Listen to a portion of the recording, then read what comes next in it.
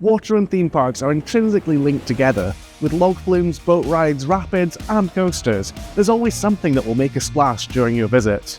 In the heat of summer, they're a great way to cool off, but the best water rides are, of course, water coasters.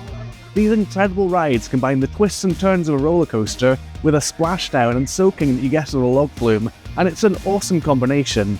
Water coasters come in many different shapes and sizes, and today I'm going to showcase 7 of the best ones on the planet. Just before we get started though, I'd like to highlight the inspiration for this video, YouTube's Team Water campaign. This charity fundraiser aims to raise $40 million to give 2 million people access to clean water, a cause that will no doubt save lives but also improve the quality of life for millions of people around the world. All donations are meaningful no matter how small, and just spreading awareness helps. A single dollar can give one person access to clean water for a whole year. So no matter how small or large your donation is, it can genuinely make a difference. So please consider donating whatever you can afford by going to teamwater.org. Now let's look at some incredible water coasters. Pulsar. Pulsar is a wonderfully unique coaster, or at least it used to be until 4 other clones of it opened up worldwide. There's good reason for that though, as it's a brilliant ride. This was one of the first ever water coasters to feature multiple launches, 3 of them to be precise, with 2 of them sending you backwards. The ride reaches a top speed of 63 miles per hour and stands at an impressive height of nearly 150 feet. In addition to the launches, you also have 2 vertical rollbacks, which cause you to float weightlessly in your seat before you drop down back to Earth. The technology behind the ride is also very smart. You may be wondering how this boat can fly over the water at the start, but on the final run it splashes into the water. This is achieved by having powerful water pumps that fill the splash section with water just after the boat passes by, so you can get a lovely big splash to mark the end of the ride. It also features a turntable, so that this shuttle coaster can operate with 2 trains at once, despite running backwards and forwards over the same section of track. It's no surprise that this ride has been copied, as the combination of launches, airtime, and a giant splash make for an absolutely incredible ride. The Vliegende Hollander. Now this is a rather special ride. The Vliegende Hollander, or Flying Dutchman in the common tongue, at the Efteling in Holland is themed after the legendary ghost ship that is doomed to sail the seas forever and never dock. Efteling is world renowned for their theming of their rides, and this one is no exception. It's got a beautiful queue line and station building, and it's also got a unique soundtrack which helps immerse you in the story of the ride. What makes the Vliegende Hollander special, however, is how it combines different elements to make it more of an experience rather than just a roller coaster. Think Pirates of the Caribbean, but with a roller coaster section at the end, and you'll have some idea of what it's like. The ride starts out with you setting sail into pitch darkness, lit only by the lantern at the front of your boat. You then encounter a storm, with rain and lightning, before gradually the bow of the mythical ghost ship, the Vliegende Hollander, appears before you, and you drop beneath it into the underworld. You're then slowly lifted up a hill, before bursting outside into daylight and racing down the track. You plunge through a smoke-filled tunnel and circle back before dropping into the water and making a huge splash, before gently coming back into the ride station. Another interesting thing about this ride is that unlike a lot of water rides, this one actually operates all year round, as long as it's above freezing. Don't worry about getting too wet though, as the park can actually adjust the level of the water so that you can get soaked on a hot day in summer, but stay relatively dry on those icy winter days. The park is open 365 days a year after all. Divertical. Divertical is a very cool name, and it's also a very cool coaster, located at Mirabilandia in Italy. This ride looks very intimidating with its vertical lift that actually tilts you to the side as you go upwards, and after that there's a drop of 50 meters where you skim the water. The rest of the track has some high-speed helixes, but the major thrill of the ride is when you splash down into the water and get absolutely soaked. The design of the train means that you're fairly exposed, with little protection from the water, so be prepared for a drenching when you ride it, especially if you're in the front row or the fourth row. Fortunately, this ride's located in the sunny northeast of Italy, so despite getting soaked, you'll still dry off relatively quickly. The colour scheme is also really quite striking, which adds to the imposing nature of this coaster. This really is one that's certainly not for the faint of heart, but if you're an adrenaline junkie like me, then this is the ride you need to experience. Fjord Explorer. Fjord Explorer at La Palle in France is one of the newest and most beautiful water coasters out there. It opened just last year, and there are a few things that really make it stand out.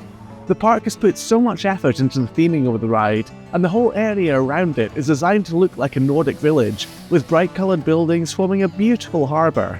The coaster itself is rather special too, and it's clear that this is a thoroughly modern design.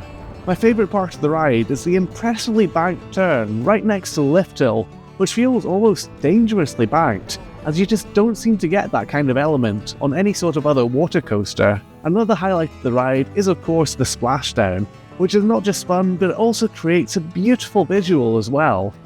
Surprisingly though, I didn't actually get all that wet when I rode it, so don't be too scared of riding if you're worried about having wet clothes for the rest of the day. As always with any sort of water ride though, your experience can vary and be very different with the level of soaking you get, so there's no guarantees you won't get wet when you ride this, but it's certainly worth riding.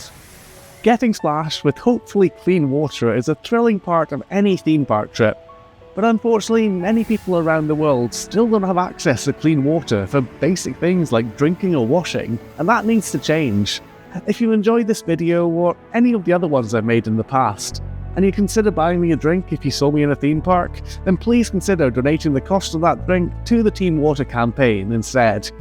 I've made my donation, and if you'd like to make yours and join Team Water, then go to teamwater.org, where you can donate and get some really cool merch, or you can use the personal link I put in the description of this video. In regards to that, I'll be doing a live stream at the end of the month, where I'll be building a custom unique water park in Planet Coaster 2, and you can decide what I build. If you donate using the link below, you can request a coaster style, a flume, any kind of ride and more, and even force me to stream the much inferior game Park Beyond if you're feeling particularly mean. You can also just join the live stream to help raise awareness of Team Water, and you'll also get to hear about my latest trip to North America and Canada, riding the best new coasters that opened this year. Now back to the water coasters. Journey to Atlantis. Now this entry actually consists of 2 or maybe 3 coasters that share the same name, although they aren't to be confused with the Aquatracks roller coaster in Seoul, which is also called Atlantis. Journey to Atlantis is definitely a water coaster at both SeaWorld Orlando and SeaWorld San Diego, and depending on how strictly you define what exactly a roller coaster is, then it's also a water coaster at San Antonio, although I'm not going to be opening that whole can of worms in this video.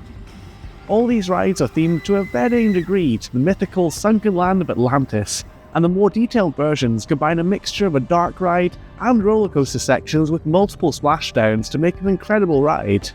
The water coaster in Orlando was actually the first ever water coaster opened by German manufacturer Mack Rides, who pretty much invented this design, and it's proved to be a huge success for them. Also, for a coaster in America, the theming, particularly in Orlando, is actually quite impressive.